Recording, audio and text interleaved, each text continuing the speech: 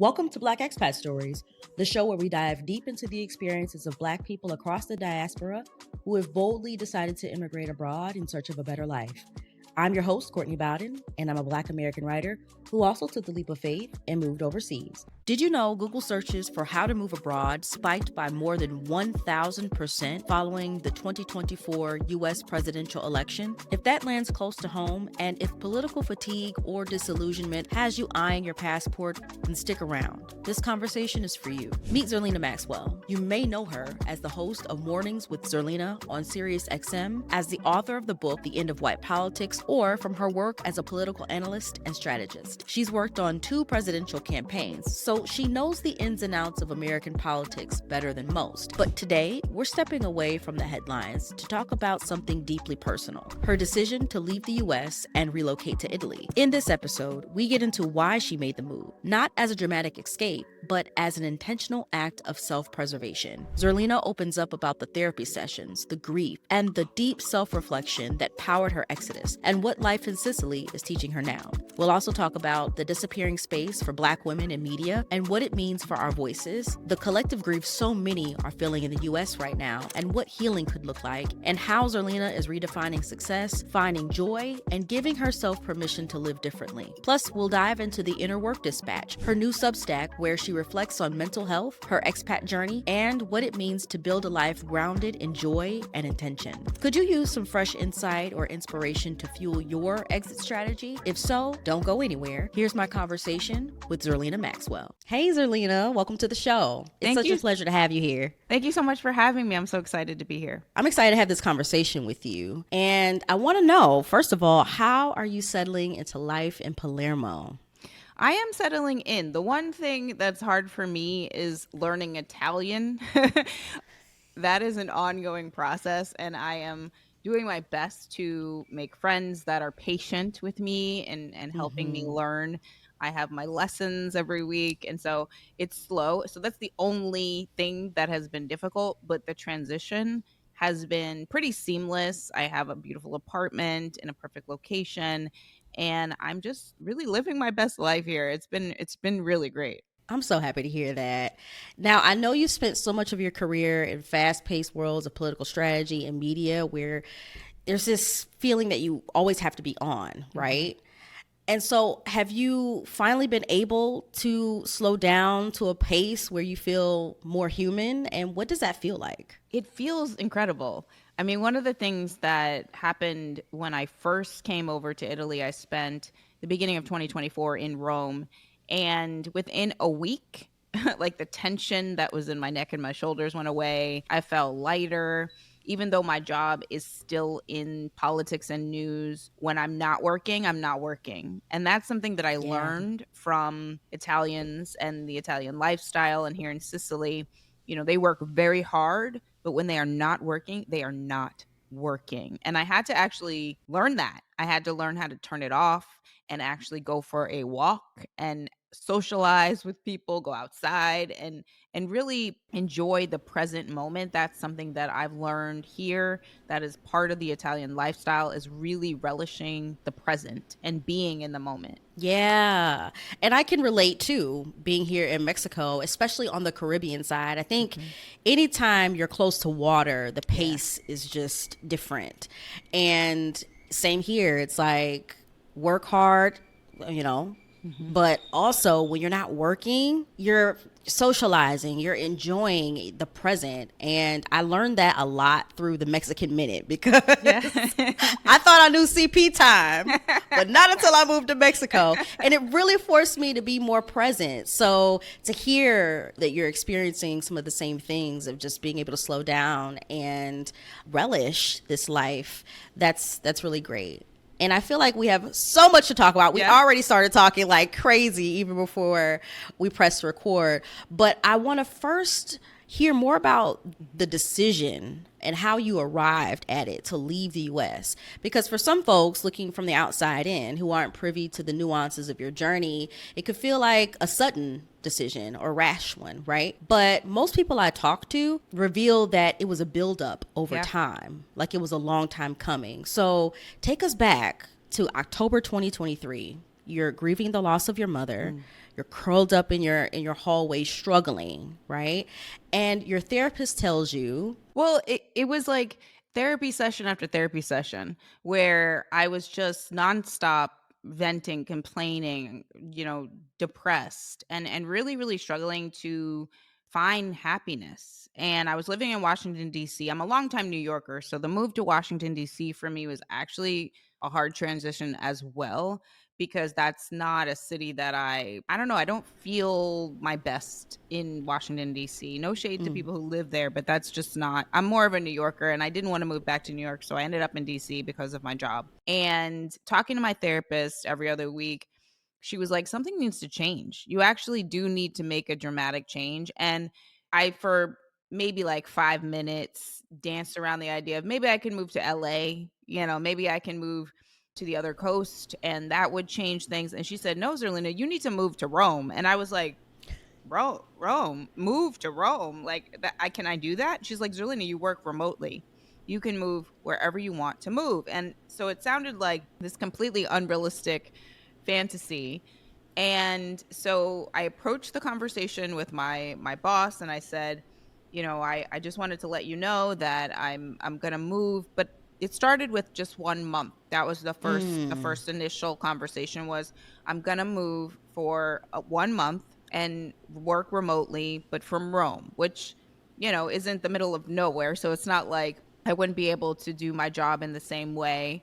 I have a morning show, 7:00 Eastern time every morning. So the time change really did help in terms of my ability to sleep and wake up and have a morning and a routine and stay healthy and on top of exercising and meditating and all of the things that I needed to incorporate in my daily routine. I was able to do that on the new schedule in Rome. And within a couple of weeks, like I said, the tension in my neck and my shoulders went away. I felt lighter. And, that initial ask of just moving to Rome for 1 month turned into, I want to stay. And my therapist, and again, it was like, can I stay? And my therapist was like, you can do whatever you want to do if that is what you feel is the best thing for you. And so I was like, I'm going to stay. And I stayed in Rome for the allowable 90 days. And I was just like, this is the happiest I've been in such a long time. Like I couldn't remember. It was like when you do that exercise and you're trying to figure out how to make your life more balanced and find happiness. And you ask yourself the question, like, when was the last time I was happy?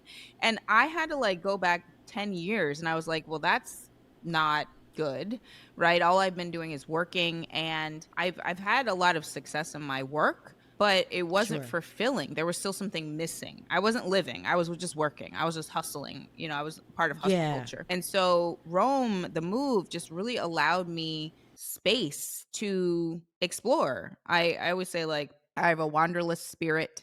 So I love just wandering around and, being like, oh, what's that over there? And finding out the history of it and going down tiny alleyways. I mean, I just love going to a new place and exploring. So for me, the move came out of really a dark period in my life and in a period of grieving.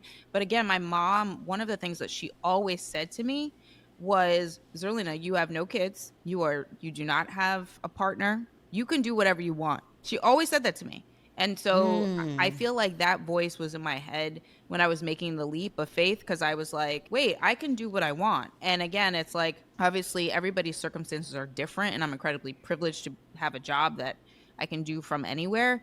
But why not do it from anywhere? And why not do it from a place that I can live a life? I didn't want to just exist. I wanted to live a life. And it sounds like you're thriving now, and you're even more self-actualized. And I think that's one of the gifts of making such a move. And it's interesting that you initially asked the question, can I do that? And I think there are so many of us, especially Black women who are leading this movement, who are not just asking that question, but we're affirming that, in fact, we can. And shout out to your therapist. Yeah, I know. Right? For advocating, for helping you advocate for yourself and say, oh, no. You can actually do whatever you want. So when that question first popped into your mind, even though, you already had sort of a life that was structured to move abroad. Why that doubt initially? Because I think that I'm a people pleaser, recovering people pleaser. So I think that it's a little bit scary sometimes when you're trying to do something audacious and you feel like you need permission. And that's something that I always felt growing up. And I think now I'm in my 40s. And so I don't feel like I need permission to try to live a happy life. I don't need to ask permission to be able to do that. I also think that when you are, I love solo travel. So I was, an avid solo traveler. And one of the things I always say, I think somebody said this on TikTok. She was like, I live my life solo. So solo travel is really just an extension of how I live my daily life. So Yeah. when you're in your home city, you're living your solo life. But when you travel to another city, yes, it's a place that you're not familiar with. But I trusted myself enough to be able to navigate a foreign country, another place, because I do that every day. I take care of myself every day. So I was like, let's do it because I know how. I mean, thank God for Google Maps. Like if that And didn't Google Translate. thank God, thank God. That has helped me tremendously. But I think just going to a new place every day is a little bit of an adventure because you're exploring a place that is brand new. And it's not an understatement to say that you feel more alive when you're in a place that is unfamiliar and yet you're able to navigate it. And as a Black woman, I think just knowing that you can do it, right? Like it is going to be okay. And it's not like everything is perfect all the time, but you're able to navigate your daily life wherever you are. You are able to do that in another place that may make you happier, and you should take that leap of faith. That's the way I looked at it. It was like, I'm going to go do this. And I think a lot of people respond, they're like, "Oh my God, were you scared?" And I was like, "No, not really. I was excited because I'm Yeah. like, this is going to be an adventure, and I'd rather live out the adventure than have any regrets about not doing it." That's a really good way of thinking about it. And I want to know, why Italy? Why Palermo? What was it about that place that drew you there? Well, Italy, the first thought was food is my favorite time of the day, right? And I mean, really, like that was simple terms. I mean, some people are looking for some deep answer. I'm like, no, food is my favorite time of the day. Why wouldn't I go to a place where food is like a religion and a second religion, and that they take it very seriously and it is healthy and, amazing cuisine. So that's Yeah. the sort of light, simple answer. The other answer, though, is that my first trip to Rome came on the tail end of a trip where I went to London, Paris, and Rome. And this is a true story. So I'm flying home from Rome and I'm on the plane and we are flying back to New York. And I'm about 4.5 hours into this flight back to New York. And there's an announcement in the dark, because you're in the dark at that point on the flight, and it was muffled, so you couldn't really hear it, but you knew something was going on. And they make an announcement that something is wrong at JFK, which was like an anomaly. It was a very strange situation where there was something wrong at JFK in the international terminal, and that we couldn't land in JFK, even though we only had like maybe a little more than an hour left in the flight. So we were like almost there. And they were like, we have to turn around and go back to Rome. And so in the moment, obviously, you're like, oh my God, that's crazy. Like, we just flew halfway That is there. We're going to wild. have to fly all the way back to Rome. But when I think about that story now, I felt like Italy was sending me a sign that I needed to go back. And I don't know if it was my mom and she was like speaking to me through that experience, but the plane would not go back to America.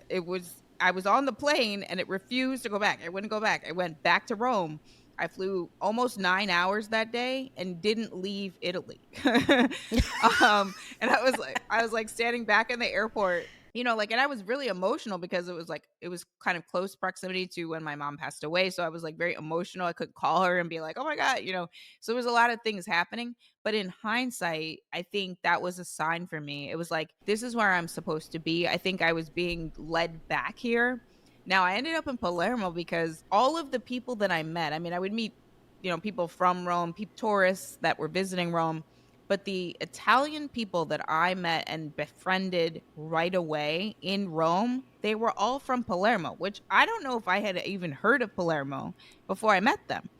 And So I became friends with people from Palermo. So then that caused me to visit because I was like, I want to go see my friends. And I just fell in love. I fell in love with my routine here. And obviously the Sicilian people are so warm and welcoming. It's a vibrant immigrant city. And there's so many different cultures here that I just was immediately drawn to it. It's similar to Brooklyn in some ways, and so the transition wasn't really that dramatic for me in terms of just being in a bustling city that is, has immigrant populations from all over the world. And also the food here. The food here. I mean, if you think the food in Rome is good, the food here is the best. I mean, everybody even says it. They're like, the food in Palermo is the best, period. The best. I mean, Okay. And you have the diverse culture. So you have influences from all of those immigrant communities in the cuisine, and you can really, I mean, the flavors and it's the best. That's And the I love first thing I seafood. thought I love about. seafood also. Yeah. So that helps. That's the first thing I thought about when you mentioned all of the different immigrant populations there is flavor, because that is what happens when folks come together. So you ended up relocating entirely just after Trump was inaugurated, and that's impeccable timing, by the way. When that visa came, I was like, praise the Lord.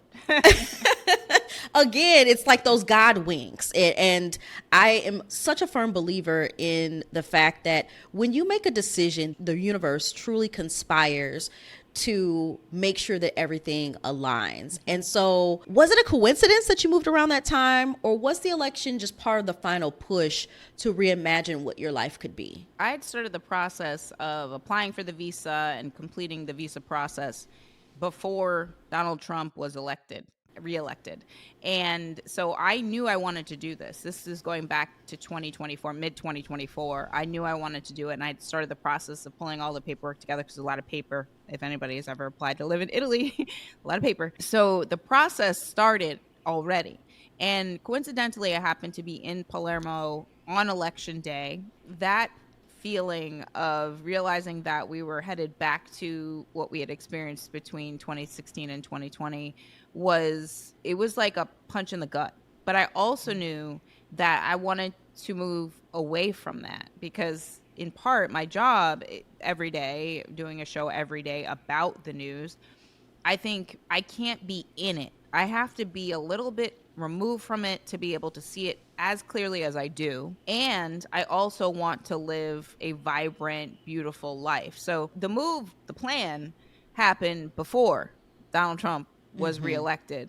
But coincidentally, I got the approval for the visa and was able to move really close proximity to his inauguration. And I think that was divine timing, honestly. Surely.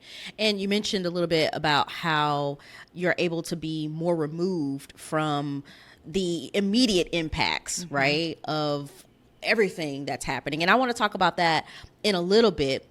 But I think it's really interesting, and tell me if you've observed this as well. It feels like after the election results came through and the inauguration happened, parts of our country, at least, went into this collective grief. And as someone who knows about grief all too well, how do you see the parallels between the personal grief that you've been dealing with and this collective grief, given the instability and this increasing sense of polarization? Well, I think a lot about this question, because in a lot of ways, I think we're not just grieving politically, we're actually grieving because of the pandemic. The COVID pandemic fundamentally changed us.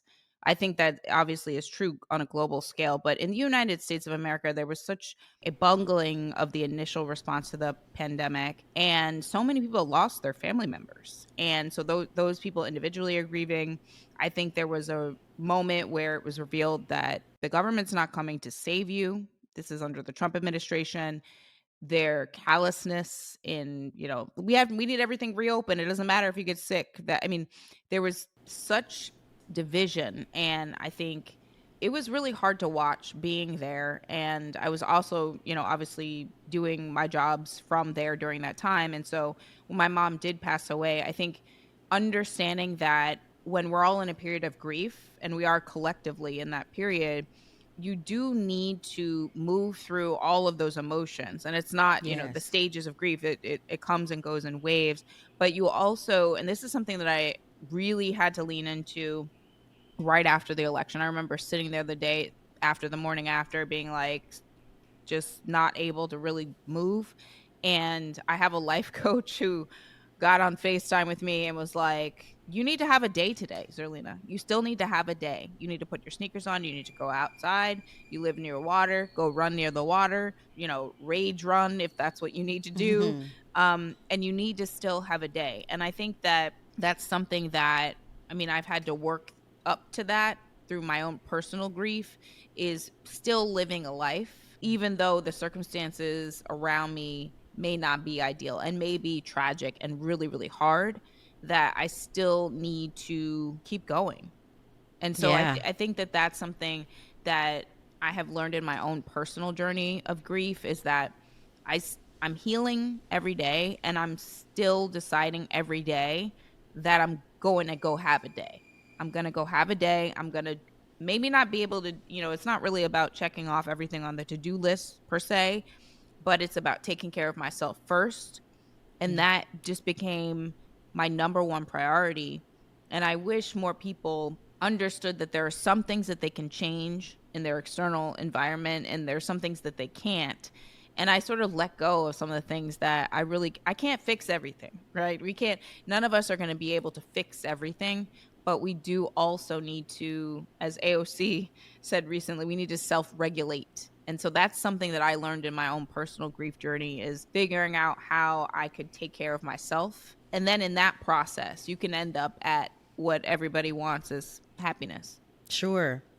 And I feel like collectively, those of us who are in the 92% have all gotten this memo to do the same, right? Yes. To prioritize self-care. So what do you make of that as a result and as an answer to all of the chaos that the United States is experiencing? I absolutely love the 92% movement.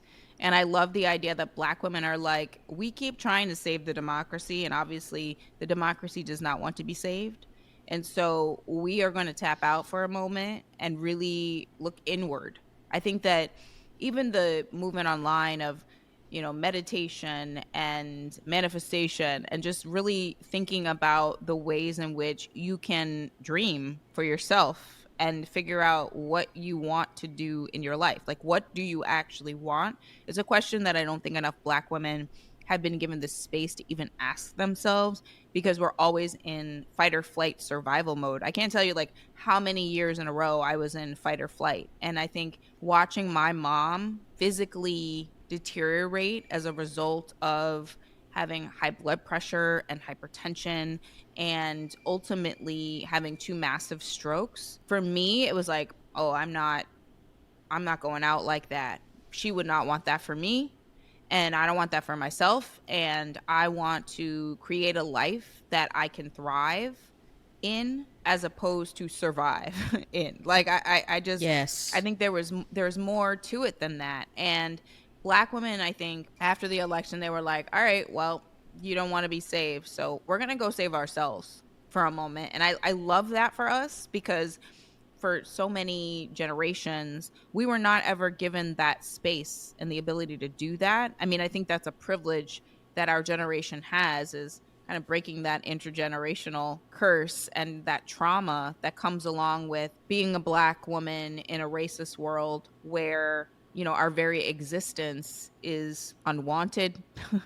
Our very existence is challenged all the time, where we suffer from the health consequences of that existence with hypertension and stroke and heart disease. And so I think that us making different choices for ourselves, to choose ourselves first, it's a beautiful thing. It's a beautiful thing.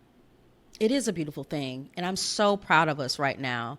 As a matter of fact, on my Substack, right after the election, I wrote a piece called "Don't Save Her, She Don't Want to Be Saved," and it was a love letter to the 92%. And I feel like, my sisters, we really are showing up for ourselves in a powerful way. And speaking of Substack, you have one too, Yes. which I've been really enjoying. It's called the Inner Work Dispatch.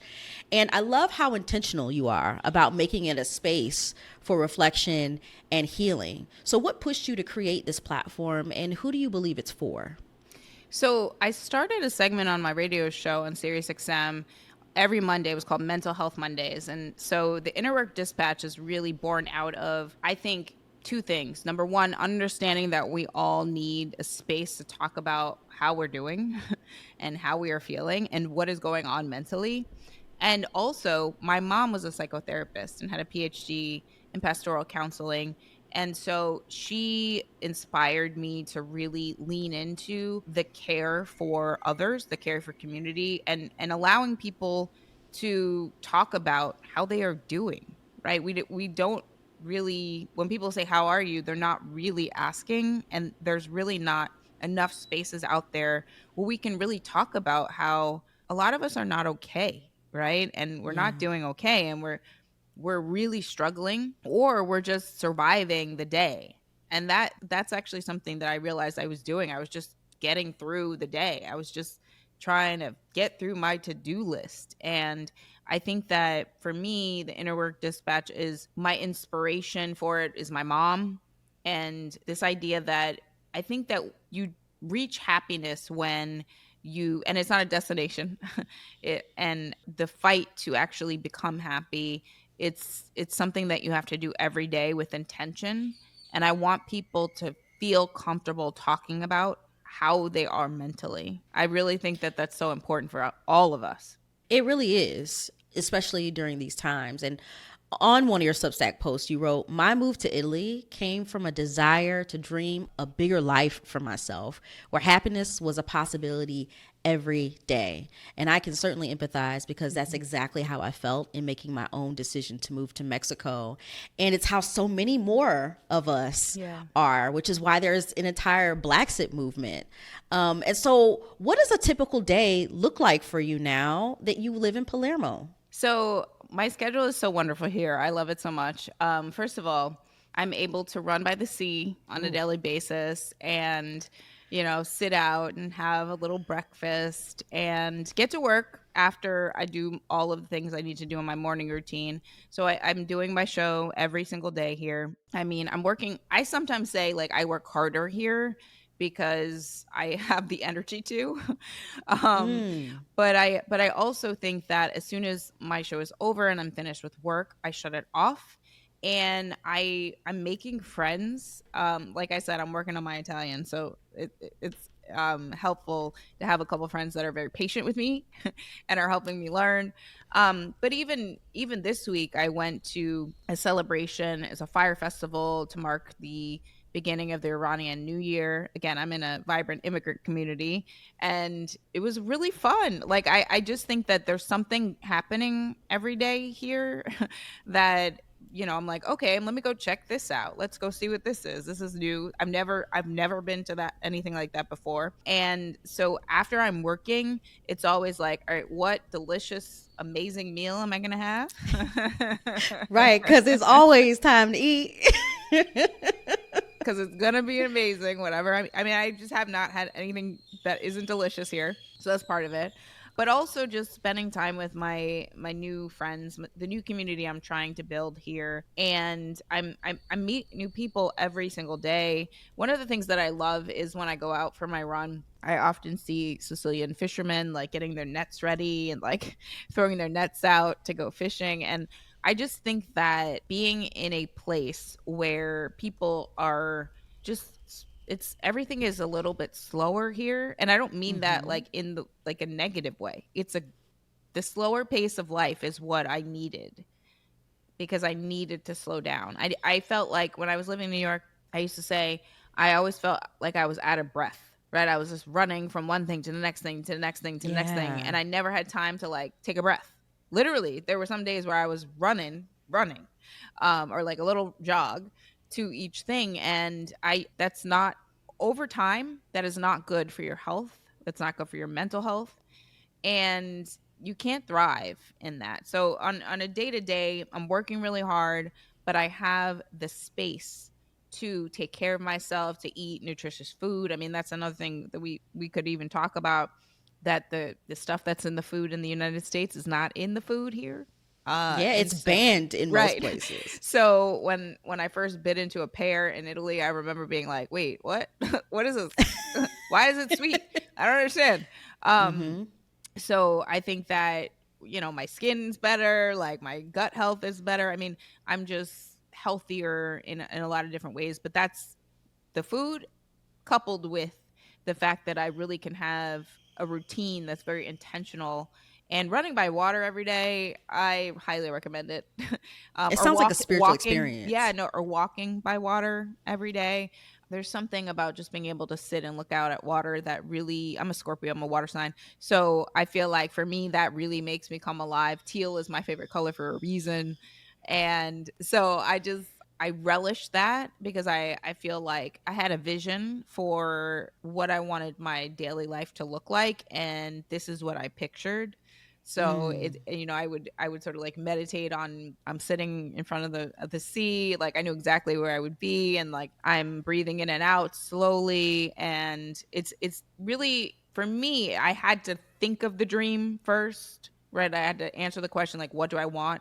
And then when I decided this was it, it was like, can I do that? Can I achieve that? Am I allowed? Like, can I actually do that? And again, my life coach and therapist, they're amazing. Both of them, right? They really helped me be like, yes, you can do it. Go do it. And so here we Yes. are. Ugh. And I gotta say that you're glowing and Oh, thank Italy you. looks great on you.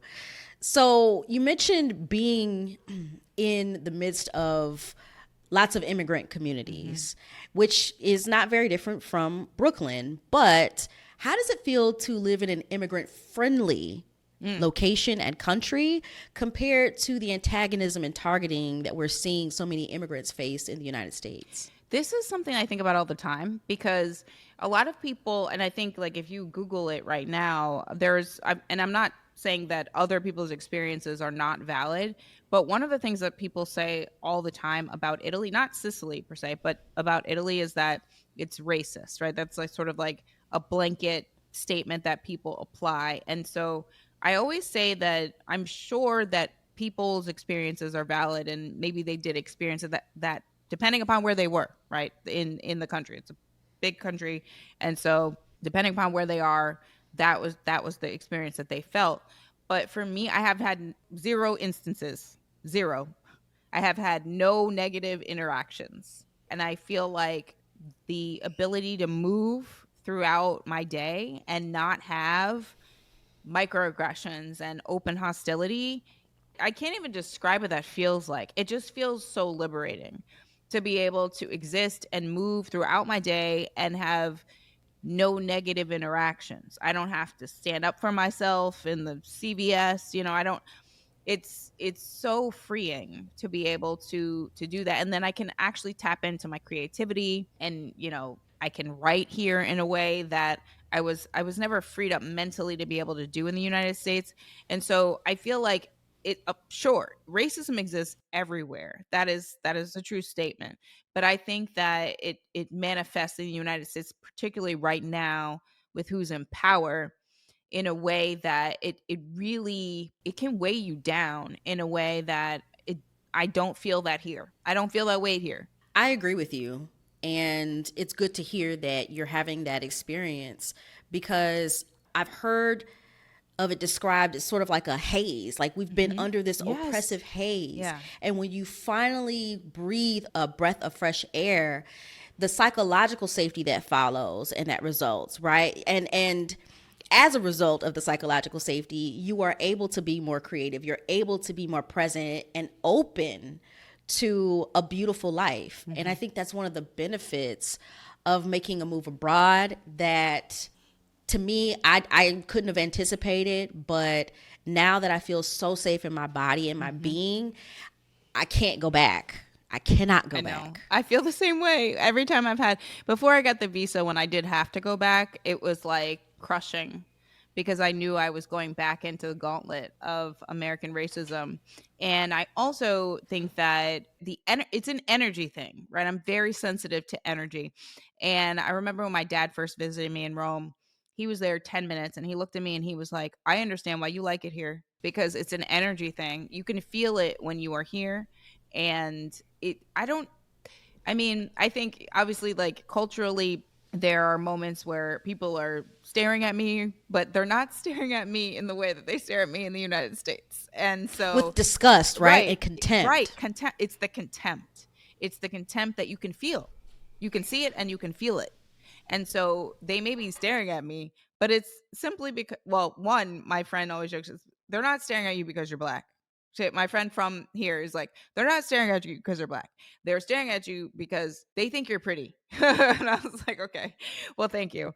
And then, I'll have some American people, sometimes in my comments, if I'm posting about being here, and they're like, but you have privilege because you're pretty. And I'm like, I have the same face in the United States of America, and I do not experience the same treatment. So I don't really understand where that argument is coming from, because if I'm pretty in America, I'm pretty here. It doesn't matter. But for some reason, it feels really different when I'm over here. And so I think it's deeper than just, you maybe have a pretty face. It's about the contempt that you feel, because it's not just like that people are treating you poorly.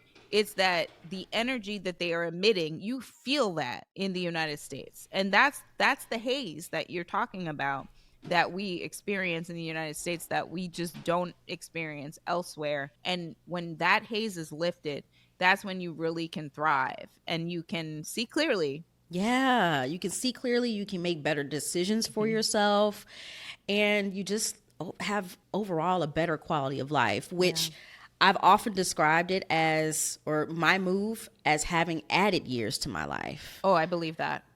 Like, I was in Vegas about a year and a half ago. I went for Usher's residency. That's fun. And highly recommend. Yeah. And my husband and I were in a casino, and he was at the blackjack table, and I was standing behind him. And the dealer, because of course you have to be 21 to gamble in the casinos, and the dealer was like, "Sir, I'm gonna need to see some ID from your daughter." And we're both like, I look back like, is he talking about me? And my husband was like, that's not my daughter, that's my wife. And I was like, just out of curiosity, how old did you think I was? He said, I thought you were 18. So I handed him my ID, and he was shocked. And I say, it's this sun, it's this joy, it's this peace, it's this psychological safety. Yeah. It really is. All of that. I mean, the first thing that I notice when I'm here is that my skin is immediately better. Immediately. Because, it's the food, again, but it's really just that I'm glowing from within. It's not a glow that I got from a serum. It's that I actually I have some semblance of peace, and in my daily life, in my daily interactions when I go out. And I think that that's something that it's hard to quantify. You can't really quantify it, and you can't really, explain it until people really live it and embody it. And so I think, you do look young, and you probably do look younger than you would if you lived in the US. I know that's true for me. What's funny here is that when people ask me how old I am and they guess, they're like 28. And I'm like, sure, 28. So the joke here is that I'm 28. But I'm very much not 28. So are there aspects of American culture, now that you've been gone, a short time, but enough time to see the differences? Are there aspects of American culture that you miss? Not just people, but, cultural rhythms, or even the way that people interact? The only thing that I miss is having a dryer. That's the only thing. Honestly, that's the only thing. Like, I really can't think of anything in my daily life. That's the only thing that sometimes I'm like, I gotta hang up my clothes to dry them. You know what I mean? Like, you're like, do I want to wear this this, or do I just want to wear the same pajamas because then I'm gonna have to dry it on the thing, like Right. It extends that process. No. This is real. Like, that was a transition for me as somebody who's always had a washer and a dryer in the house. But that's it. And I think, for some people, I guess that would be air conditioning, although I'm privileged enough to have an air conditioner in my apartment. So that's not an issue. But there really isn't anything about American life that I miss. I gotta be honest. There's nothing. When I think back to my life in New York, it was so hard. Every day was so hard. New York is it really does. It allows someone like me to move anywhere because I've survived New York. So you put me anywhere and I'll figure it out. But it really is so difficult. It can really wear you down. And so the only thing I miss is a dryer. Honestly, I do not miss anything else. Look, that's a good, there are always some trade-offs with moves like this. And, that's one thing that I've learned, but that ain't bad. That's no, like, fine. I'll take it if that's the only thing that I feel missing. And it's interesting because I didn't learn that it was not commonplace to have things like dryers or even stoves in the home until I moved away from the U.S. So it really does make you appreciate those little things, as they can say, that we can often take for granted, which are really luxuries, Yeah, no, I think that, I definitely have a stove and a microwave. So, I have most of the things, honestly, that I have in the U.S. It's just now I have peace of mind. So I think that when I'm living my life here, it's so funny because when I talk to my friends, when I'm FaceTiming with them, they're like, it's almost eerie how much happier you are when you're there versus when I'm in the US. And in some ways, in the past year, when I was sort of on my 90-day break back in the US in between, before I had a visa, it was, I got to go back. So that was part of why it was so hard, because I knew that my life was so much better over here. And I was like, I need to get back to that, because that feeling, especially because my schedule is so different here, I'm able to rest in a way that I'm not in the United States. And, some of it's practical. My morning show means that in the US, I had to wake up at 5:00 in the morning, which makes going to sleep incredibly difficult because I'm stressed out about falling asleep on time. But I think when I look at the bigger picture, it's really just about making a daily routine where I can thrive and I can accomplish the things that I want. I can be creative. I can be social. And I think that the comparison to my life in the US, it's just like, it's not, now that I'm here, it wasn't a tough call at all. It was like, no, I'm going there because that's where I'm better. Yeah. Almost a no-brainer. No-brainer. It was not there's no-brainer. Now, you are still hosting your show where you cover the media, politics. And now that you stepped away from the States, do you feel like your voice and your approach to your work has changed? Not just what you talk about, but how you think and process? Oh, yes, because I am in a country where when I talk to people, number one, before the election, people were like, you're not going to elect Donald Trump again, are you? Like, they really were like, I think what people in the US don't realize is that it's a universal feeling where they see clearly that Donald Trump is an insane person, right? And it's not like he's really destroying the democracy in the country. That is a clear perception of literally everyone I've spoken to. Obviously, maybe there's a few people here or there that may feel differently, but I have not spoken to those people. And I also think that being here in Italy, it allows me to talk to people who they have their own unique history and they have their own history with what we are dealing with. And they have very interesting perspective.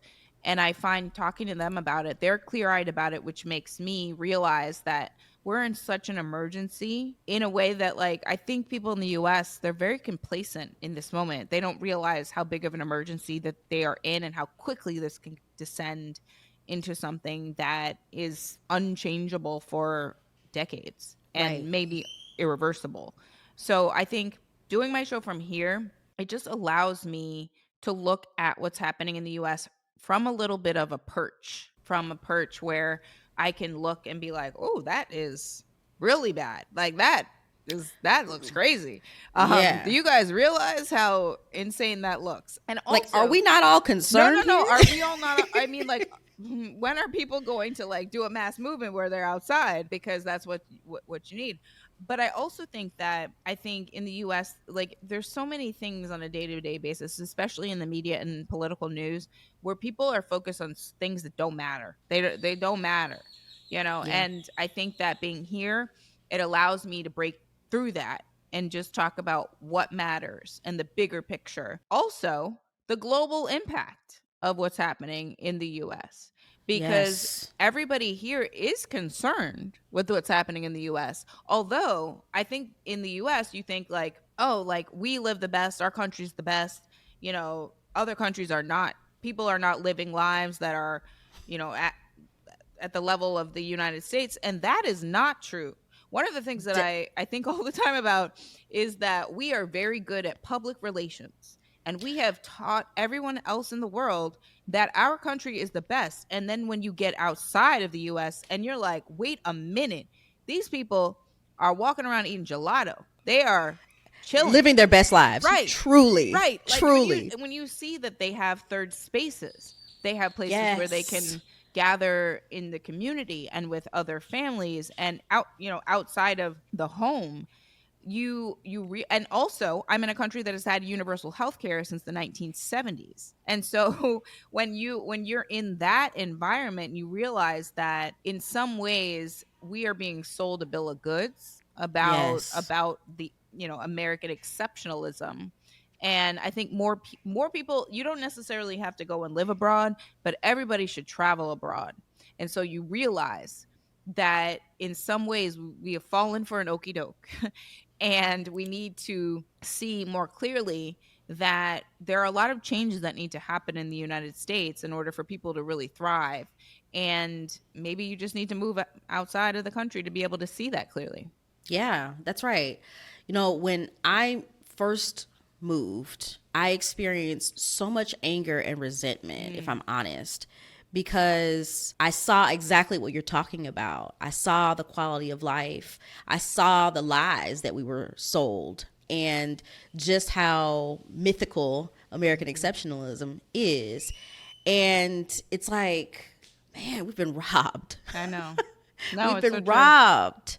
And it also helped me dismantle some of my own American privilege, because when you are raised and steeped in that environment, you inevitably come with this kind of arrogant attitude of being American. I didn't really understand what that was until I started traveling more frequently and I started living abroad. What people mean by that ugly American stereotype, Yeah, because we think we're the only one that exists in the world.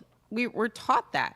We're taught that we're the only thing that matters. And I think also one of the things that is different being here is that people have other interests outside of themselves, right? They actually are in community in a way that we aren't, and that's part of the problem. But I just observe so many people here, so many families where they are thriving. They're living in the present. And the cost of living here in Sicily is so much cheaper than in the United States. It is infuriating. I mean, I literally, going back to January before I moved, I was grocery shopping, paying $11 for a dozen eggs. And then I come here and I literally have to screen grab it and send it to my family and be like, I just paid €2 for eggs. I don't know how the pricing works or why it is so expensive in the United States. Obviously, there are a lot of structural reasons for that. But the prices here, when I can pay €1 for coffee, when I, even going to a fancy restaurant, I took myself out for like a fancy dinner the other day. And then I get the check and I'm like, this is ridiculous. Like, I mean, just, a month ago, I was doing the same thing, going out to a dinner, and, you get the bill and it's hundreds of dollars. And you're like, what did I even get? Right. What did I get? And also the food is not as nutritious. So it's so frustrating because you're paying hundreds of dollars a week for groceries and you're not getting nutrient rich fruit and vegetables. I mean, if you're even able to access that, because there's so many food deserts in the United States. So I don't take any of that for granted, and I'm just grateful that every day I can live a healthier life in every sense of that word, because I'm not in the United States. And I wish more Americans traveled abroad so they understood that, because I think too many Americans never travel outside of the United States, and they're never able to experience that or see that. Yeah, I wish the same, because it truly does expand your horizons. And living outside the United States has helped me become a more conscious global citizen, to understand my own impact, and the impact of the nation that I come from. Yeah. And so it also exposed how much I did not know. Yeah. You know, and as somebody who has studied the media, who has written about it. I am in the media, right? We both are. Yeah. I think that the content diet, the information diet that is fed to the typical American is concerning, especially because of the rise of social media, right? And how everyone has essentially created their own echo chamber, and their own personal algorithm that just continues to serve up whatever it is they believe. So when Joy Reid, when her show got canceled, it really did feel like a blow, because it felt like one of the last bastions of journalism on a mass scale, right? That's essentially getting silenced. It was also another blow because that meant another Black woman's voice was removed from primetime news. So what was your reaction when you heard? I was somebody who I think it was 2022, that my show was also canceled. It was like a random Tuesday. They're like, oh, your show's canceled. And you're just sort of like blindsided. There's no warning. I think that the removal of voices that are willing to speak truth to power is absolutely a trend that is happening. And while I don't know the exact circumstances in her case and in her show being canceled, I think that one of the things that is incredibly important is that we have diversity in the media. And obviously there is a move in opposition to having diverse voices represented in our mainstream media spaces. The other thing I will say that isn't related to that specific example is when I watch the news here, one of the first, and this is true for other times I've traveled abroad, and when I just consume international news sources generally, even when I'm in the US, is that when our news media is covering war or a tragedy happening, there are not images often in the way that they have them here on the news. So when, you're talking about the war in Ukraine or what's happening in Gaza, when you watch the news here, it hits you really differently, because you are seeing graphic images of those tragedies in a way that they don't show that in the United States. And I remember this actually going back to, I was studying abroad in Spain in 2001. So I happened to be, this is coincidental, in Spain on 9/11. And I remember getting back to the US after my semester abroad, and I had collected all the newspapers from the day after 9/11 from Spain, and I brought them back with me. And I remember showing them to my family and friends, and they were like, we have never seen these pictures. We have never seen these images. And I was like, what do you mean? What do you mean you've never seen these? Right? So I think there really is, I think, one, people focus on the wrong thing, the shiny thing. The media is setting a narrative. Everybody is in their own silos. So that is very true. But the stories that are amplified and that the media chooses to cover and the way they cover it, it obscures the real human impact of so many of those stories. And it's something that even the other day I was watching the news here, and I was like, just in that 10 minutes of news I just watched, I've seen graphic images from Yemen, Ukraine, and Gaza. And I bet if I asked anybody in the United States, have they seen any of these images, if they sought it out themselves and watched international sources, maybe they did. But most people did not. And so they are not impacted in the same way by these stories. Oh my goodness.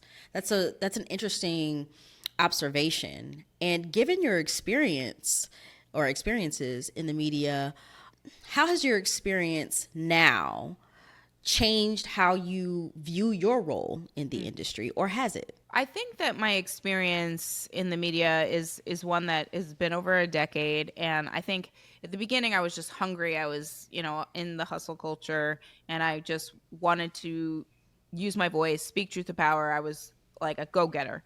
And I'm not saying that I'm not that way now, but I think that I've never been one of those people that is in the media because I want to go viral or I want to become some sort of like known quantity or famous or something like that. Like I've never thought about it that way. My manager actually always jokes that I'm not in it for that. Like I'm really in it trying to speak truth to power to get people to wake up and realize what's going on. And if I can add to the conversation and provide clarity to what's going on, then that is always the goal when I'm speaking. And so I feel over time that I have built a platform of where I'm clear and I speak truth to power, and so that's the through line. But I think that one of the things that is happening to me in this very moment is it's not the be all end all of every, like, my voice in media is important and necessary, but I will not engage with it at my own detriment, like mentally or physically.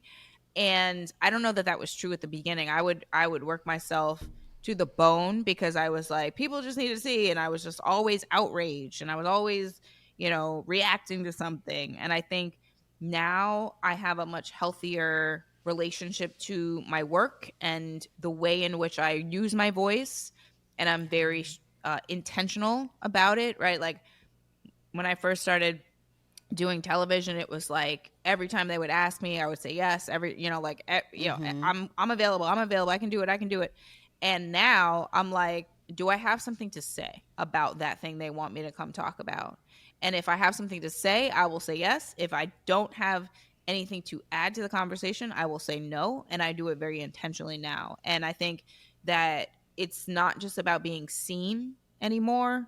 Not that I was ever really driven by that, but I think there are some people in the media that are driven by that. No shade to anybody, but some people just, they like to be seen. They like people to, retweet them, and they're checking the view count, and they want to be known. And I think now that's so much less important to me personally. I think what's important to me personally is that if I can influence how people think about issues, no matter, I don't care how big the group is that I'm influencing, that's what matters to me. Because I talk to people every day on my radio show that call me from all over the country, and I provide a space to have a conversation. There's no yelling, even if we disagree. I'm not insulting anybody. I'm not attacking anybody. And I think that that allows me to feel like I'm building community in a way that when I first started in media, I don't know that that was really important to me. Right. I was just like, I gotta say what I gotta say. I was doing a lot of like debate segments where I would like be on with a Republican that would, have their argument, and I have my argument. I got to win the argument. And now I'm like, I don't care about winning the argument. I just care about speaking the truth, sticking to the facts, helping people understand what's going on. And I feel like leaning into that role now, it feels healthier. It feels more true to who I am as a person as well. And so that's how I see it now. When I first started, I was like, go, go, go, go. And now I'm like, stop. Pause. Did you know that since the 2024 U.S. presidential election, internet searches for how to move abroad have increased by over 1,000%? Maybe you've been searching too, imagining what life abroad could be like. But while you're searching online, I invite you to also search your heart. Moving abroad is a big decision, and it's important to get clear on what a life of freedom and fulfillment looks like for you. I'm Courtney Bowden, creator and host of Black Expat Stories, and nearly 4 years ago, I moved to Mexico. And without a doubt, living abroad has been one of the best decisions I've ever made. That's why I created something special to guide you, the Blaxit soundtrack and soul work journal. It's my free gift to help you reflect, dream, and plan. With 6 curated playlists and printable journal prompts, it's designed to inspire and ground you, just like music and journaling did for me during my own process. My hope is that it will offer you the same support as you navigate your next steps. They say home is where the heart is, but what if your heart is calling you somewhere else? I think that's the beauty of just maturing, right? And and seeing your life from a different vantage point. Mhm. And on this season of the show, we're talking about all the ways that we can cultivate joy in our lives, regardless of what's happening politically or economically in the news. And what I really appreciate about your Inner Work Dispatch Substack is that you've been intentional about not overexposing yourself to the political chaos. You even set a rule for yourself, I read, that you are only mentioning the current leader of the US once per post, if at all, for the sake of collective mental well-being. And I think that's a radical act of self-preservation. What other boundaries have you put in place to protect your mental health in the era of Trump 2.0? Oh, I put my phone on the charger. I actually started this habit back during the pandemic. I think it was 2021. I was like, I need to break up with my phone. I need to break up with scrolling on Instagram. We all do it. Like we put on a show and then we're scrolling. And Instagram is the kind of platform where, and TikTok is the same way, although the algorithm can be curated where it's more fun, and Twitter too. You are like seeing people's commentary, their rage posts, their reactions, and also news in there, right? So you could be like just, watching a funny show, but then it's like, oh, a black man was killed by the police. Well, that just completely changed my whole mood in that particular moment, because now you're grieving, you're suffering because of the news that you're reading about. So I was like, I need to break up with my phone. I need to have a healthier relationship with how I'm using my phone, how I'm scrolling. And so I did this habit where I would put my phone on the charger in a different room, and I started watching a lot of shows with subtitles. So that's when my like K-drama, Korean drama habit, and if anybody watches K-dramas, like that's a rabbit hole that you start and you just never leave. You're just in it. That's what I hear. It's so like I hear the storytelling is so good. So good. And each episode's like over an hour, so it's like a little mini movie, 16 episodes a season. So it's a good rabbit hole to go down if you haven't done that. But it allowed me to break up with my phone, because it's literally impossible to scroll on your phone while you have to watch subtitles. It's impossible. True. So that was the first thing I did in 2021. I never looked back.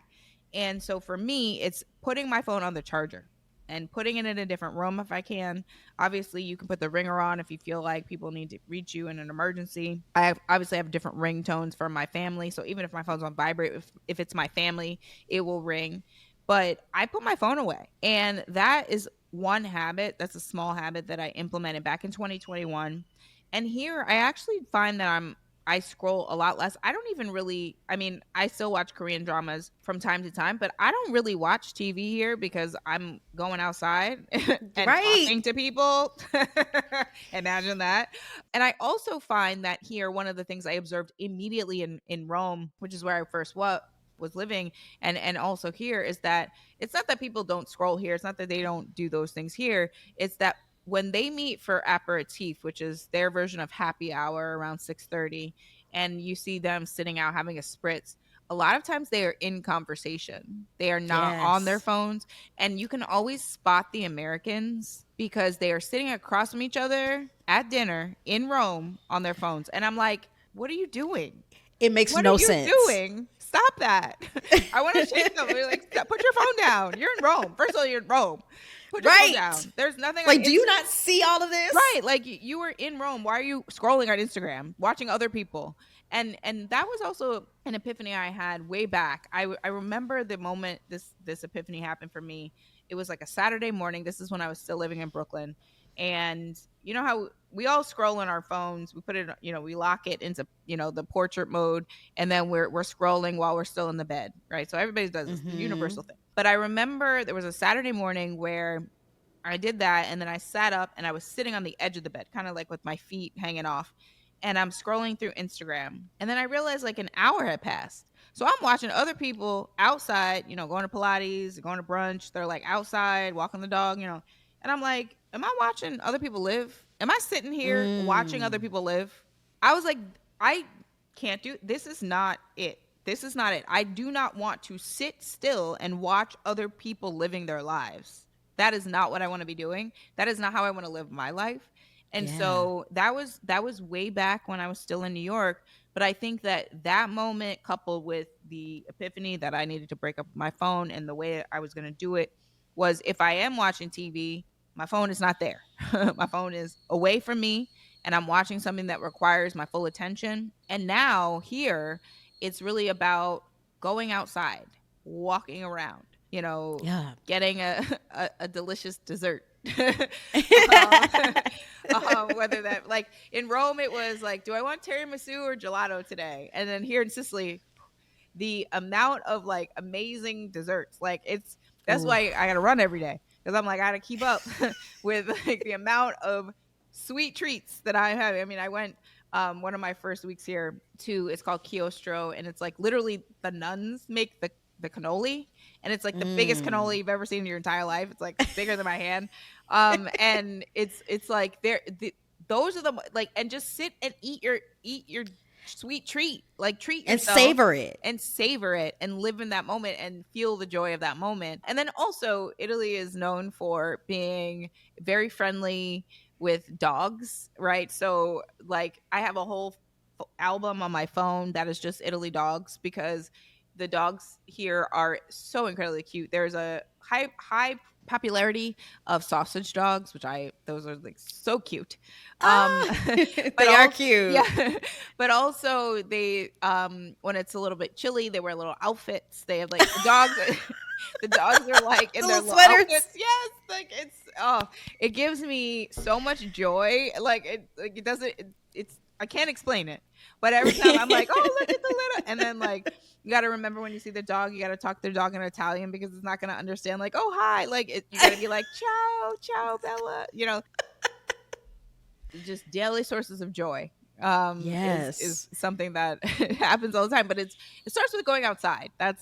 We don't have a culture in the United States where we're driving everywhere, especially if you don't live in a community where it's walkable. That's something that is true of Palermo and also Rome and other parts of the world. In a way, we don't have cities that are set up for pedestrians. You have to drive everywhere. There's highways, cul-de-sacs. You go from Target to Walmart to Buffalo Wild Wings. So it's like culturally, I think there's a lot of things here that I thrive when I can go out and explore and wander and talk to people in the neighborhood and then have a sweet treat. Yeah, I call it dilly-dallying. Dilly-dallying. I like to frolic. Yes. I'll leave home around noon, meet up with a friend for brunch, and then just find myself on a little adventure on a random day. And you're right. It's all about going outside, and not just going outside, but not having your face in the screen while you're outside and being present to those little joys. Yeah. No. Not at all. So I love that. And that is one of the benefits of being immersed in a culture where that is the norm. You would stand out if your face was constantly in a phone, and you would miss out on so much. And like you, I was never a big TV watcher, but my TV consumption is almost nil now. I have my few series that I might tune into every now and again, but I'm outside living life, and I feel the most alive than I've ever felt. And I wonder if you feel the same way. Oh, yeah. And I think that it's amazing it's not that, folks here are not watching Netflix just like everyone else, but I think that they do spend time with each other, right? You meet up with your friends, and you are meeting up. I remember one of the Airbnbs I stayed at the beginning of my time in Rome was across from an elementary school. And I would watch all of the families show up to pick up the kids. And I would, they don't just pick up the kids and leave, right? They don't just pull up in the car and pick up the kids and leave. It was this whole like experience with the family. The parents are talking, the kids are playing, they're eating gelato. I was like, these kids man, their life is great. They look so happy.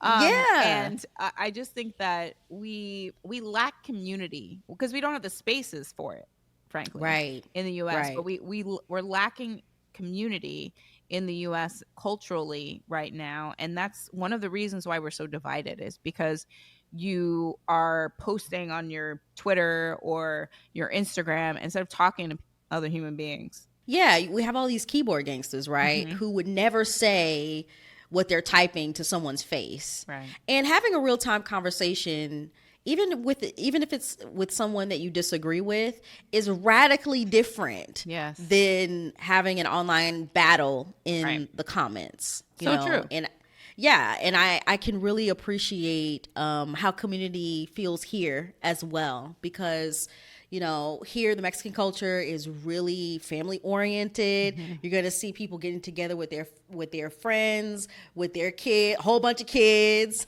and they're going at it all day long. And seeing that community really helped me prioritize community in my own life at this stage. And that's one of the benefits that I've experienced having moved abroad that I didn't expect, was to forge such a strong community. And it's one of the reasons why 6 months turned into 4 years here in Playa del Carmen.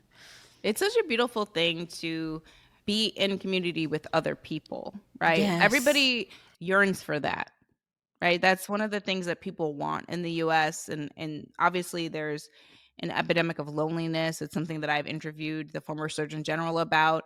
Obviously, COVID isolated everyone. And I think when I talk to people here about what COVID was like here, that's one of the things they say was so incredibly difficult for them, is being forced into their homes and away from community and not able. And so I think that's part of why you see everyone outside now, because they don't take that for granted. And I think in the US, unfortunately, we don't have a third space, and there aren't enough I mean, I just think about Rome, but also being here, the amount of places where I can just go sit outside and maybe spark a conversation with a stranger and just sit and look at the view. And there are jokes and obviously like funny videos on social media about this. It's like when you return from Europe and you try to do the things that you used to do and sit at the coffee shop, and it doesn't hit the same because you're looking at like a two-way highway or something.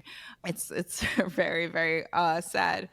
But that's actually the kind of community that I live in when I'm in the US with my family in Virginia. Is like, I would say to my sister, like, what are we going to do today? And I'm like, you want to go to Target? I mean, I know nobody's going to Target now, but that's a whole movement. But like, that's the only activity that there is to do. Why is that? Like run errands with each other, because you're right. There are no third spaces, and those third spaces that do exist have been monetized. Exactly. And that decreases access. One of the things that I love about here in Playa is how many outdoor spaces there are. That's not just parks, but you can sit down on a random bench. There's no sign that says no loitering. Right.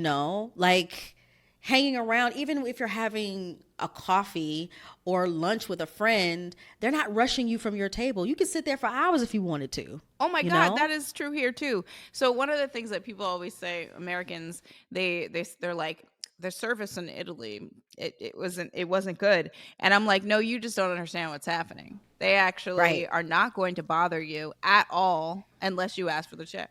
They will let you sit there for 3 hours and just have a conversation.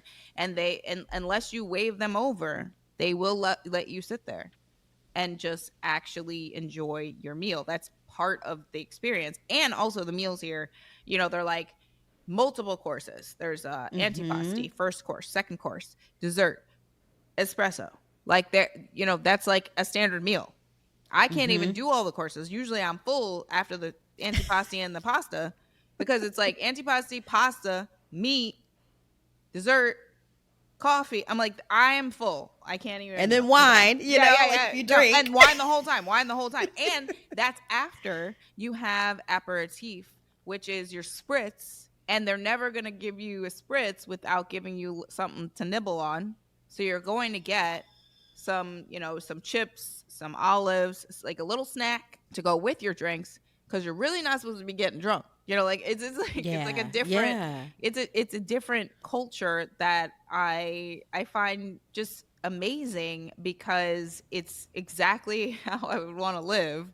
And I'm lucky enough to be able to do that now and just really be present. I mean, my friend joked that, a meal here is like, it's 3 hours, 4 hours. It's half the day.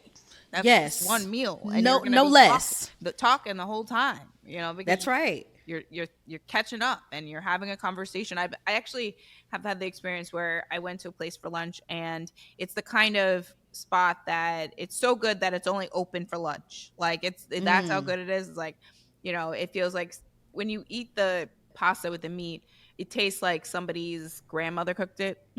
Ooh, Like somebody's yeah. grandmother cooked this meat sauce. That's how the bolognese tastes. And the seating is like actually family style. So you're sitting at long tables with other people. And I'm solo a lot of the time, so I'm going out by myself for lunch a lot of the time. And so they seated me with the Sicilian family. So I'm seated with this family. By the end, they're my family. They're like I'm part of Right. the Sicilian family now. So I feel like it's those moments that I can appreciate the differences between the way that we do things and how even a meal is extended. It's not quick. It's not fast food. We're going to sit down and really really enjoy this meal and talk to each other. And I think that that's something that it allows the space for you to find happiness in a way. And it seems like such a small thing, but it really isn't a small thing. It is the whole thing. No, it is the whole thing.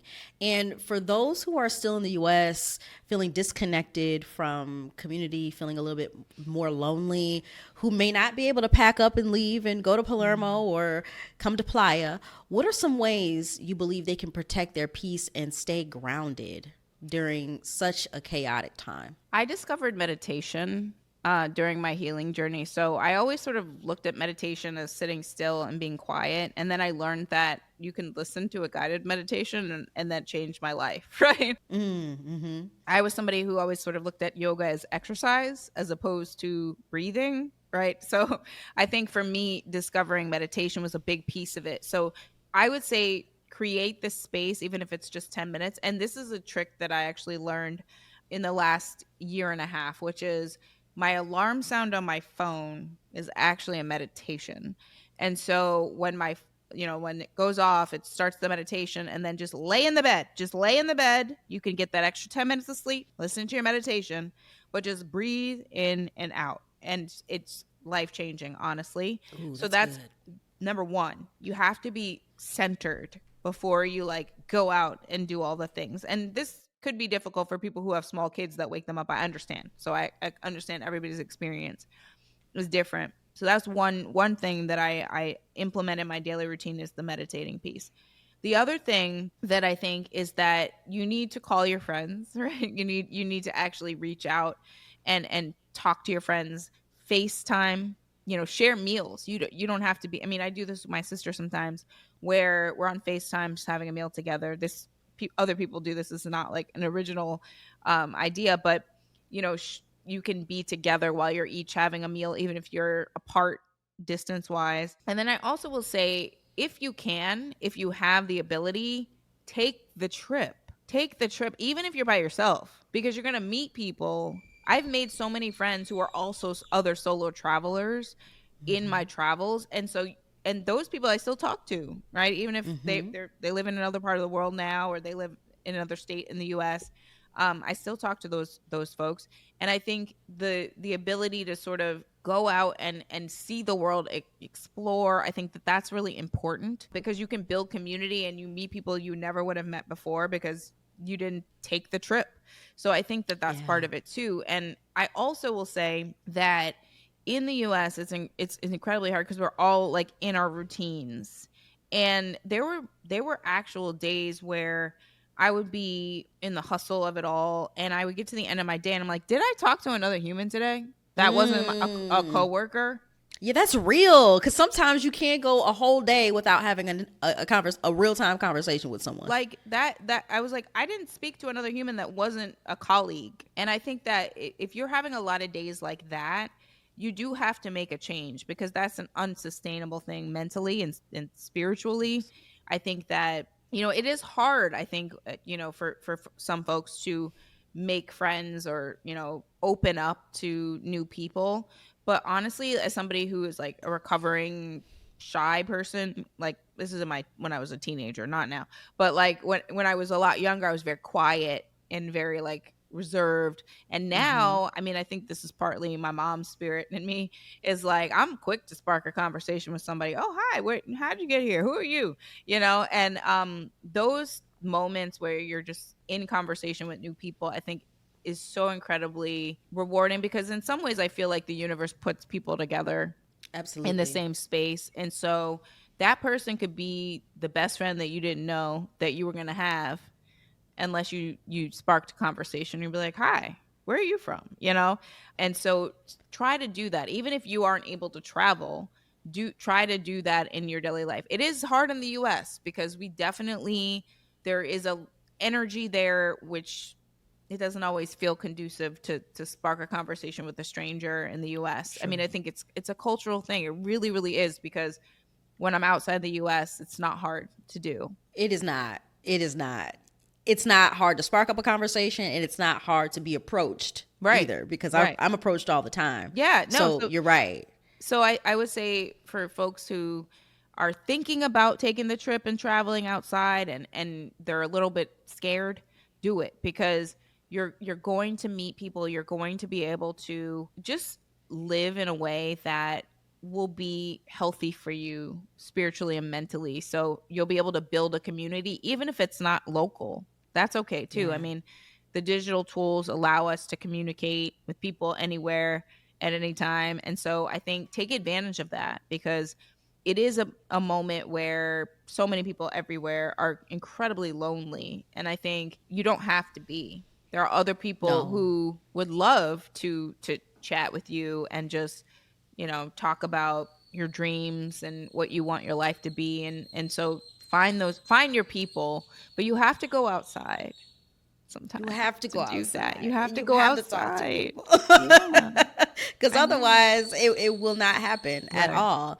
And I will say that traveling did plant the seed for a move abroad for me.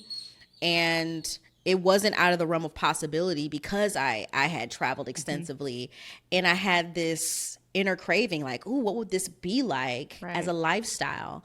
And so we're seeing so many Black people start to ask themselves the question, like, do I really have to be here? Can I move abroad? Like, what would life be like outside of the United States, beyond the borders of our birthplace? So what do you make of this Blaxit movement that's emerging right now, which I call America's next great migration? Oh, I think it is amazing. I think it's amazing because I think there's something so liberating in deciding that you don't have to live in the United States, because Black people don't have to suffer. You don't have to suffer. If you find yourself on a day in and day out basis suffering, you don't have to suffer. You can make a different choice. And it might seem daunting and scary, and not everybody has the privilege of being able to do that. But I will say this, even for the folks out there who are like, well, I have kids and I can't just pack up and move. There are a lot of families that are deciding to relocate. One of my family members literally looked at what I was doing, and her family literally traveled around Europe recently to figure out where they could possibly go. And they have a small child, and so it's logistically different than if you don't have a family, but it's still possible. And the education, the healthcare, the quality of life, like, it's going to be better for your child. So I think in a lot of ways, I think Black people need to start thinking about this as a realistic option, because I was reading actually a lot about James Baldwin, not just reading James Baldwin, but reading about James Baldwin. And one of the things I did not even realize until I was over here was he wrote many of the works that we cite that are his most well-known in Turkey. And there is a reason for that. He was able to reach into that part of his brain. His mental capacity was freed up to be able to be even more brilliant abroad. And there is a reason for that. And I think that we all need to start thinking that way. We don't have to be in the US and suffer. It is not necessary. You don't have to do that. And I think sometimes people are like, well, I wouldn't be able to afford that. And then I'm like, it's actually cheaper to live here. Right. So after the initial startup costs, right. No, it's not impossible. You just have to figure out what the plan is that works best for you.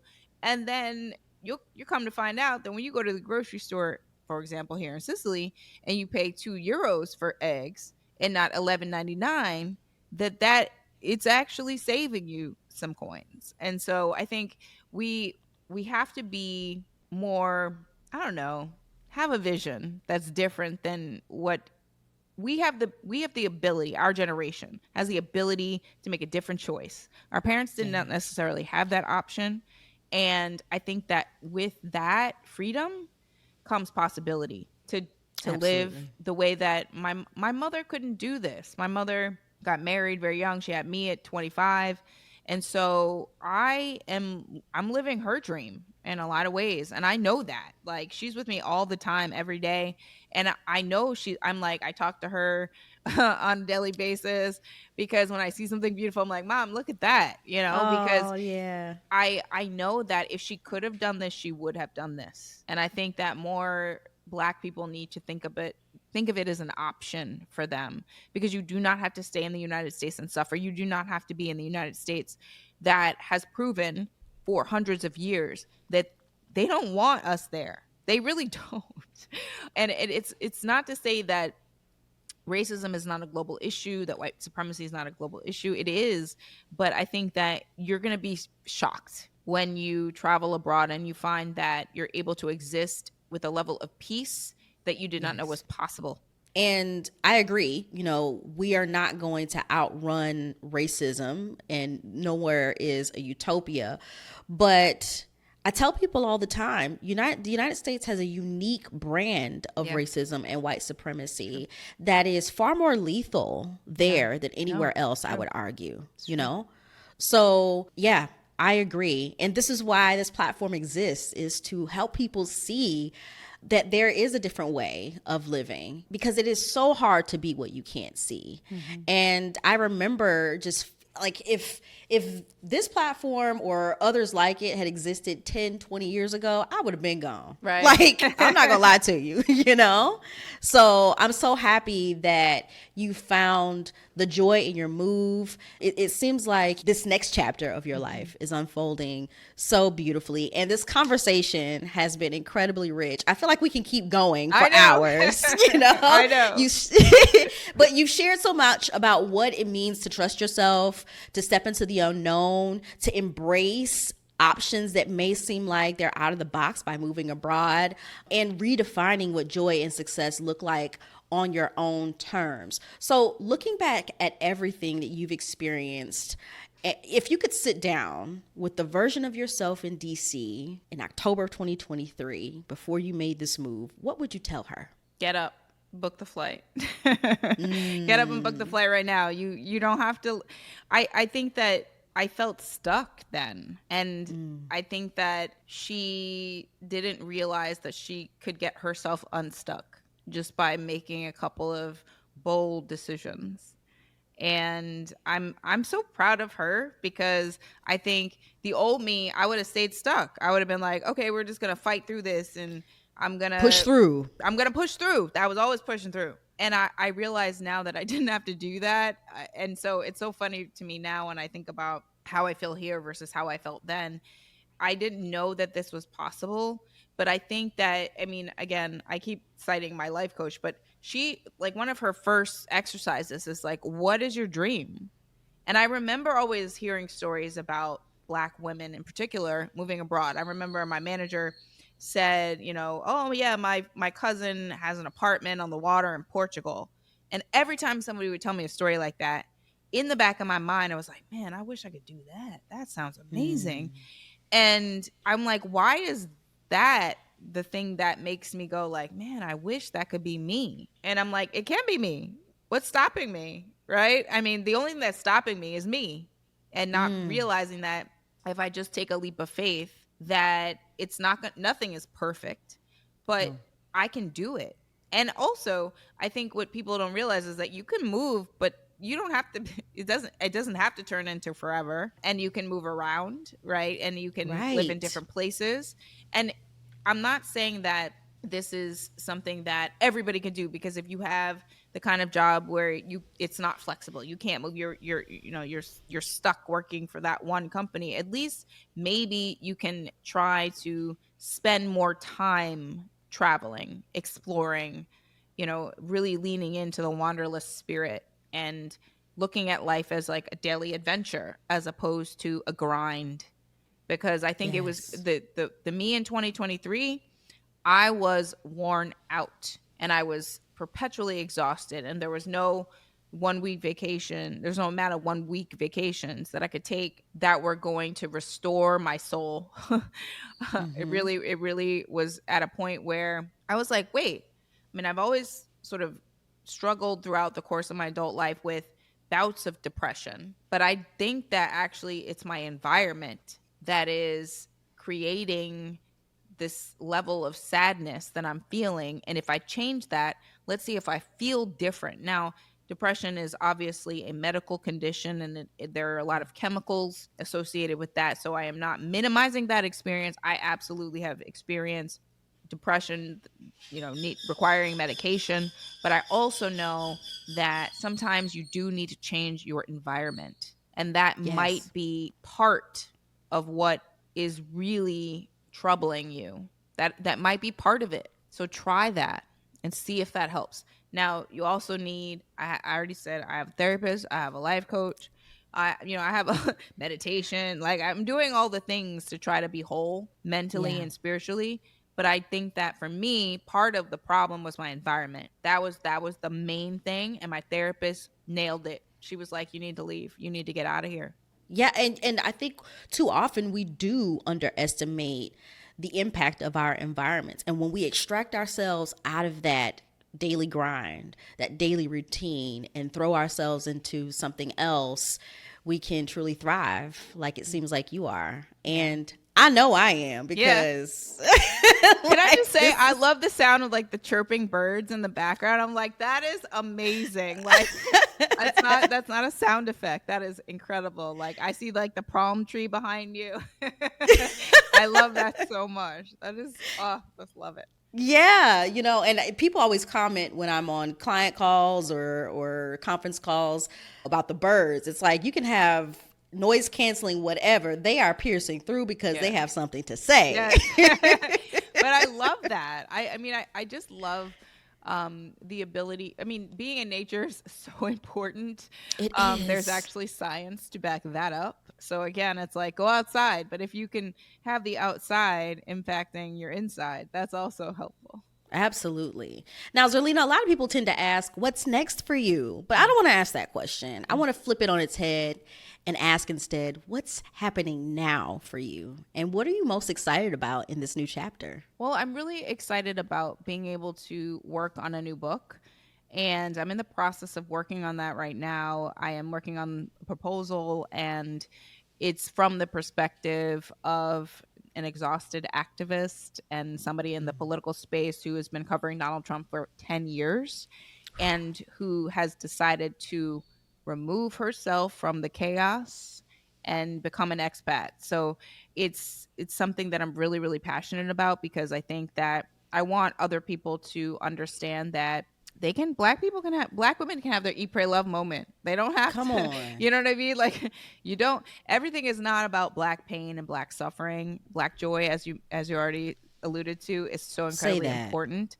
So I'm really passionate about that. I'm really passionate as well about the show that I'm doing every day. I'm still covering the political news, and I'm building a community of people from all over the country who, they know I'm here, and they always joke. They're like, we can tell, because I have a show. It's a radio show, but they can Mm-hmm. always tell when I'm here versus when I'm in the U.S. because of my voice. Like, they can tell that I sound happier and just more engaged, more lively. Just like they can Right. tell. They can tell in my voice.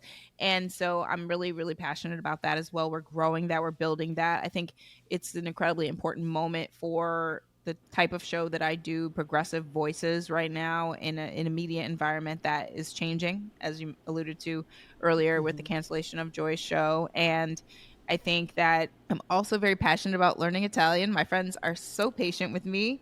I How's that am. coming along? It's so slow. It's so slow. I joke, I'm like, I'm still A1 level. Doing my lessons. I'm learning the grammar, which is helping me a lot. That's important. I think listening and being able to understand what people are saying is easier for me. I think that's true for all languages than it is for me to speak back. But I think it's humbling also, because language is something that I've always wanted to. I always wanted to be multilingual, always, my entire life. I always, when people say like, I know French, Spanish, I've always wanted to be that person. Same. So I actually find that it's humbling, but also it's what I've always wanted. And Italian is such a beautiful language. My friends always joke that the way I pronounce certain words, I'm not saying all of the letters, right? Because in Italian, you are pronouncing every single letter in the word. And just that is such a beautiful thing. It sounds so beautiful. So it does. It's coming, but it's slow. So check in with 6 months. I hope in 6 months, I hope to be able to like hold a whole conversation in Italian. That's sort of my goal right now. Okay. And I think that the more that I'm listening to people, like I go out with friends and, you know, some of them speak English very well. I have a friend who's half Irish, so English was her first language anyway. So it's easy to go out with her. And then other friends, they're English. Here in Sicily, it's not as common as in Palermo. It's not as common as when you're in Rome, where everyone, I mean, you can go a whole day without speaking any Italian. Here, that's not the case. I have to practice. So it's just been very rewarding because I like learning new things. So I have to learn a new language. It forces me every day to have conversations and to understand Italian, to practice. So that's just been really fun. And it sounds like being immersed in it, you're going to get fluent in no time. I hope so. All the best with your language journey, because I'm on the same one, you know, well, with Spanish. And like you, I can comprehend way better than I can speak it, but I am well on my way. And some tips that people have shared with me that are working for me are watching content and TV in the language, and also the music. Yes. So this is actually something that I just discovered as well. So I had already sort of started watching shows in Italian. Again, like I was a Korean drama person, which I took a year of Korean lessons. So like I actually, I can read Korean, not speak it, but I can read Korean and I can understand a little bit actually. When people are having conversations next to me, I'm always like, am I understanding their conversation? And I'm like, yes, this is amazing. Just Korean dramas and K-pop music. It could go a long way. But I think that for me, it's like I just discovered the music piece, and then the music is really, really fun. So people have been sending me playlists and songs that I can listen to in Italian. So it's just really, really fun. That's beautiful. And for folks who want to keep up with you, where can they follow you on your journey of embracing this new life in Palermo? So my Substack, The Inner Work Dispatch, is zerlinamaxwell.substack.com. My social media platforms are all at Zerlina Maxwell. It's my first name and my last name. And they can listen to my radio show on SiriusXM Progress, channel 127. Anytime. They can listen live, 7 a.m. Eastern, or on demand in the app. And I feel like I'm everywhere all the time, but those are the main places right now. Zerlina, thank you so much for sharing your story, for sharing your heart and your wisdom with us. And it's such a powerful reminder that we do not have to stay where we're suffering, and that reinvention is possible. Thank you so much for having me. I love this conversation.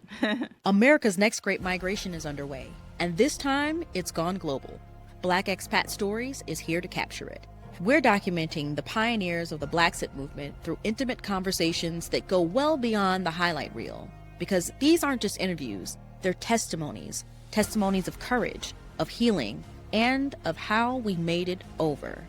Every story becomes part of our living cultural archive, so that future generations won't have to guess how we felt or why we left. They'll hear it straight from us. We've built a global community rooted in solidarity, truth-telling, and mutual care. And we're just getting started. So, if this work has moved you, if it sparked something in you, affirmed your path, or expanded your sense of what's possible, I invite you to support the show today. Visit blackexpatstories.com/support. Your contributions help us capture more on-location stories, elevate our production, and lay the foundation for a future docuseries on the Blaxit movement. That's blackexpatstories.com/support, because this isn't just a moment, it's a movement. And with your help, we'll make sure the revolution is televised so these stories echo far beyond our time.